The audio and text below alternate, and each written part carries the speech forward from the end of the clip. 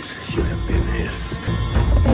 Kiros, Prideland's public enemy number 1. You remember Scar, right? Manipulative, always plotting from the shadows? Yeah, well, Kiros didn't bother with all of that subtlety. He went full-on wrecking ball, wiping out whole prides, going after Mufasa, and even messing with little Taka's head.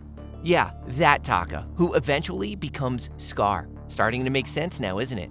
Now, obviously, this is all happening in the Lion King universe, but let's pretend for a second that lions had to follow human laws. How would Kiros' crimes stack up? And how long would he be stuck in a cell if the Pridelands had judges and prison sentences? Imagine Rafiki presiding, proclaiming the verdict by bonking the guilty party on the head with his staff. 500 years stuck in a jail cell with Zazu singing Baby Shark on repeat. Anyway, how long would Kiros' sentence be? I've done the math, and it's not looking good for the king of the outsiders. Kiros wasn't just your average lion looking for a bigger slice of the savannah. This guy was the troublemaker. If the Pridelands had a most wanted list, Kiros would have been on every poster, glaring down at you like, yeah, you're next. He wasn't sneaky like Scar, whispering plans from the shadows. No, Kiros was more of a Game of Thrones type. Kick down the doors, claim the throne, and deal with the consequences later. He didn't believe in subtle. His approach was, hey, I'm here, time to wreck everything. You came back. By the time anyone in the Pridelands even heard his name, he was already a legend, or a nightmare, depending on which side you were on. Leader of the outsiders, a pride of white lions with a reputation that would make the Sopranos look like a daycare. These lions were hardcore, and Kiros ran the whole operation with a terrifying mix of brute force and actual strategy. Imagine Thanos, but a lion. No infinity stones, just claws, fangs, and a very bad attitude. And unlike Scar, Kiros didn't bother with the long game. No careful plotting or monologues about being misunderstood. Kiros just showed up, made a mess, and kept moving. If Kiros was headed your way, you didn't get a cryptic warning. Just total chaos. But the guy wasn't just brawn, he was smart. Like, weirdly smart for a lion. He could sniff out a weakness and exploit it faster than you can say Hakuna Matata. Hakuna Matata! Which, of course, is how he zeroed in on young Taka. Yep, that Taka, baby Scar. Taka was already struggling, constantly stuck in Mufasa's shadow, always the second choice. Kiros saw an opening and pounced, metaphorically this time. He gave Taka what nobody else did, attention, validation, and a dangerous idea that maybe Mufasa was the real problem. So, who was Kiros? He was a one-lion wrecking crew, the mastermind behind the outsiders, and the guy who basically handed Taka the blueprint for becoming Scar. If Scar was a slow burn villain, Kiros was the explosive prequel no one saw coming. And trust me, that's just the start of his resume. But yeah, Kiros didn't just commit these crimes for fun. There was a method to his madness. I mean, take the massacre of Obasi's Pride. This wasn't just some random attack. Obasi's Pride was strong, respected, and honestly, probably a little too comfortable. They had prime hunting grounds, plenty of water sources. It was basically the Pridelands version of beachfront property. And Kiros wanted it. No negotiations, no friendly chats, just boom. A full-on invasion, and they were gone.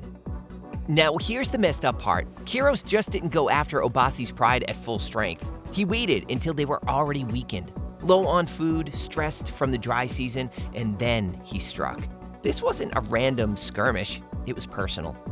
Kiros had already taken out King Obasi and Queen Eshe in a calculated attack, leaving the Pride leaderless and vulnerable. When the moment was right, he launched a blitzkrieg-style ambush. Overwhelming force, no time to react, total chaos.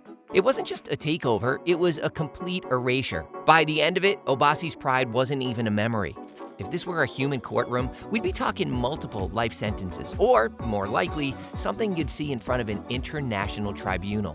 And then we have his obsession with Mufasa. Seriously, this guy was relentless. If Mufasa had a fan club, Kiros would have been the president, but like the creepy, I'm gonna destroy you kind of fan. His first major attempt? The river ambush. You know how rivers get when there's a storm? Fast, dangerous, totally unpredictable. Kiros waited for the perfect moment and lured Mufasa into a narrow canyon, knowing the flood was coming. The next thing you know, the water comes rushing in, Mufasa's clinging to a rock like it's the last floaty in the pool, and Kiros is standing at the top of the cliff, probably thinking, well, that was easy. I'm starting to understand where Scar got his ideas. Except Mufasa didn't die. Because, of course, he didn't. This is Mufasa we're talking about. He somehow pulled himself out, soaking wet, gasping for breath, but alive.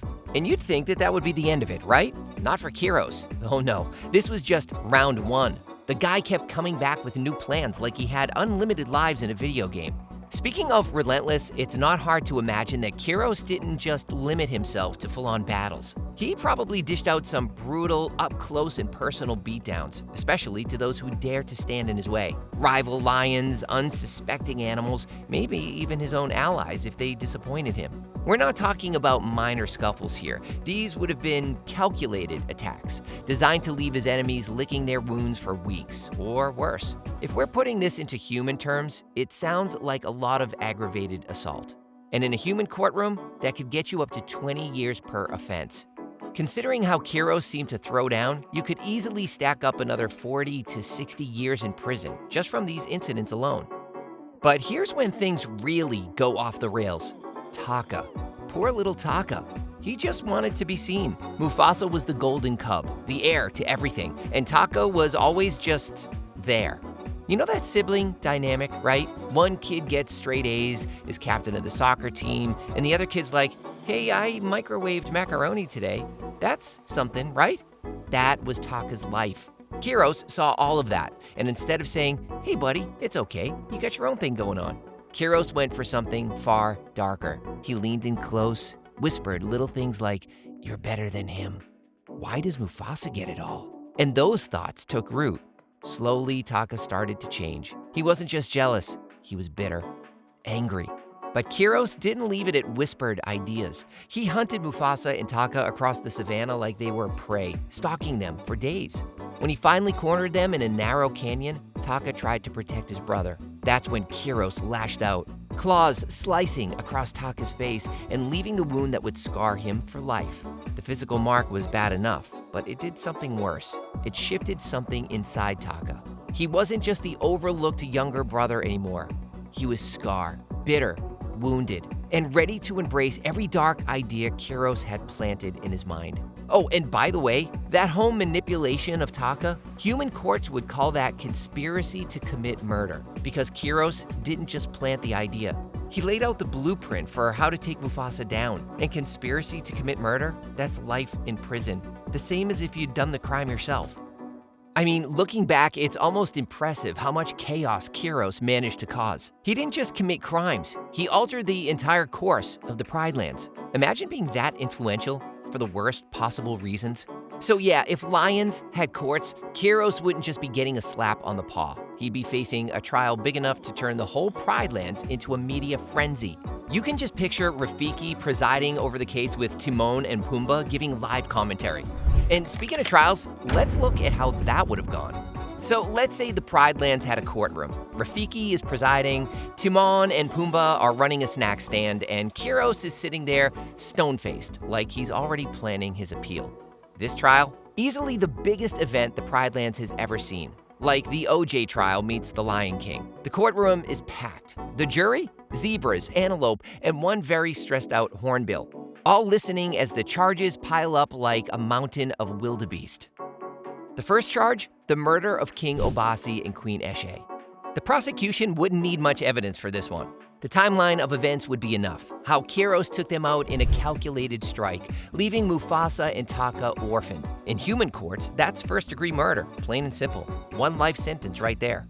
Then there's the relentless stalking and multiple attempts on Mufasa's life. From the ambush that killed Mufasa's parents to the canyon attack and the underwater fight, Kiros clearly had one goal: eliminate Mufasa. In human courts, these actions would rack up serious charges: attempted murder for each attack, aggravated assault for slashing Taka's face, and stalking for his obsessive pursuit of both brothers.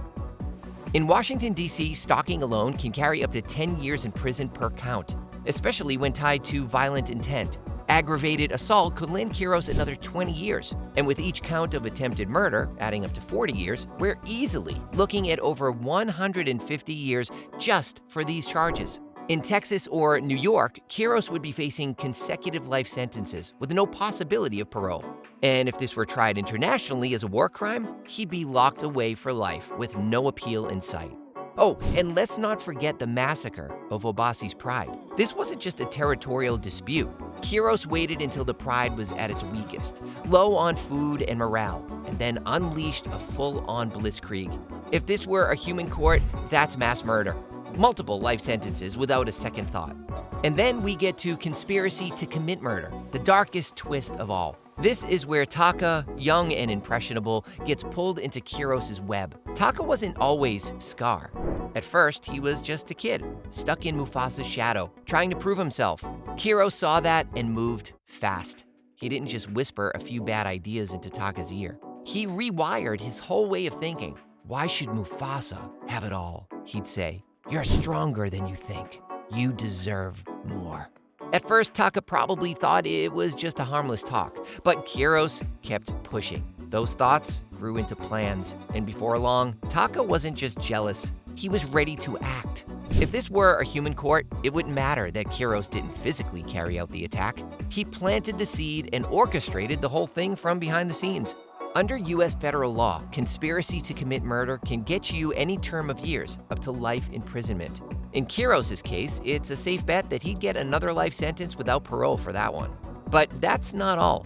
Given Kiros' reputation, it's not a stretch to imagine his rise to power involved some seriously ruthless tactics. During his campaigns against rival prides, he likely didn't just rely on brute strength, kidnapping key members for leverage, interrogating them for information.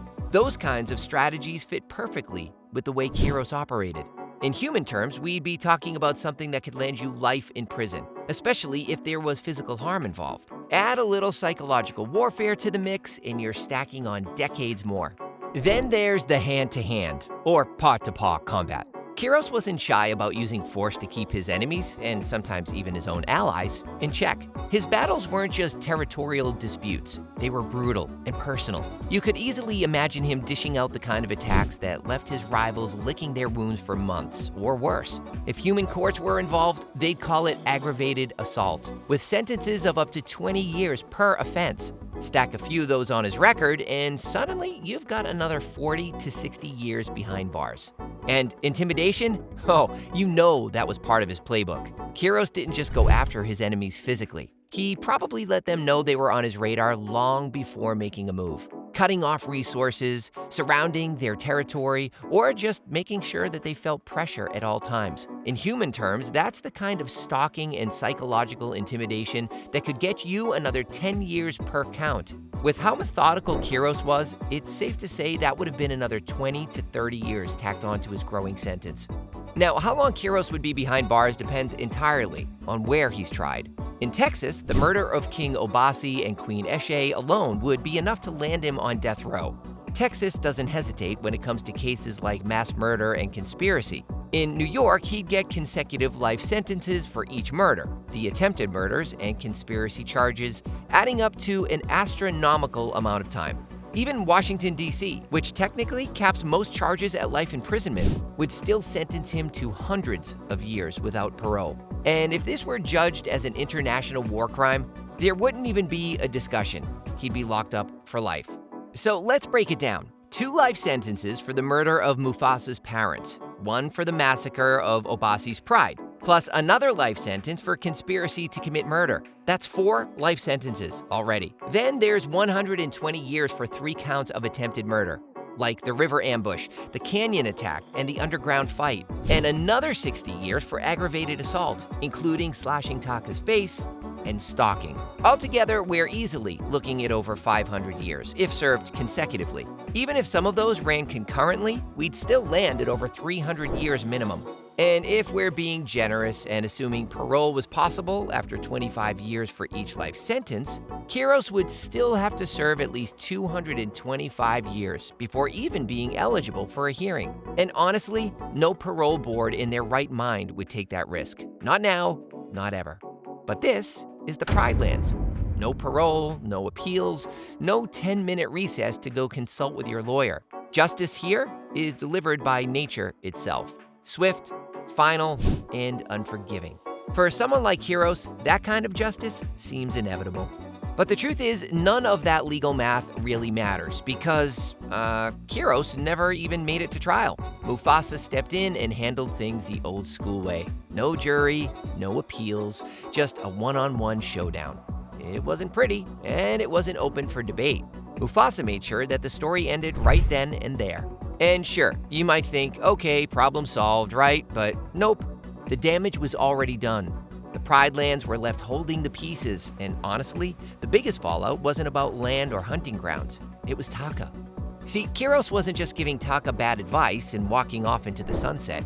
He stayed close, stirring things up whenever he had the chance. Every little frustration Taka had, Kiros turned it into something bigger. By the time Mufasa dealt with Kiros, Taka had fully transformed into Scar. And let me tell you, this wasn't just a case of sibling rivalry. Scar was bitter, angry, and way too ambitious for anyone's good. You know how that turned out. Mufasa's gone. Simba takes off. Scar waltzes up to Pride Rock like, yeah, this is mine now. And everything falls apart. The savannah dried up. The herds disappeared. The whole circle of life thing, totally out of whack. Life turned into this depressing survival game when even the toughest animals were barely scraping by. And just because Simba came back and fixed things doesn't mean Kiros' story disappeared. His name stuck around. Lions whispered about him for generations. Not because they were scared, but because he was proof that one lion's ambition could flip the whole kingdom on its head. Without Kiros, maybe Scar would have just stayed that grumpy little brother who complained at family dinners and quietly simmered in the background. The Pride Lands would have stayed calm, boring even. But thanks to Kiros, we got years of chaos, betrayal, and exile. Real cheerful stuff. So how long would Kiros' sentences have been? Well, technically, about 400 years. But Mufasa kind of fast-tracked that one with one final move. Kiros' real punishment wasn't time in some Pride Lands prison. His punishment was being remembered forever as the lion who lit the match that burned through the Pride Lands. So what's the takeaway here? Kiros wasn't just a troublemaker. He was the spark that lit the fuse. Without him, maybe Scar stays a grumpy younger brother, and the Pride Lands live happily ever after. But that's not what happened. Kiros set everything in motion, left chaos in his wake, and his story became a permanent part of Pride Lands history. His hypothetical sentence? Nothing compared to the real punishment. Being remembered forever as the lion who started it all. Not the hero, not even the main villain, but the one who rewrote the story in the worst possible way.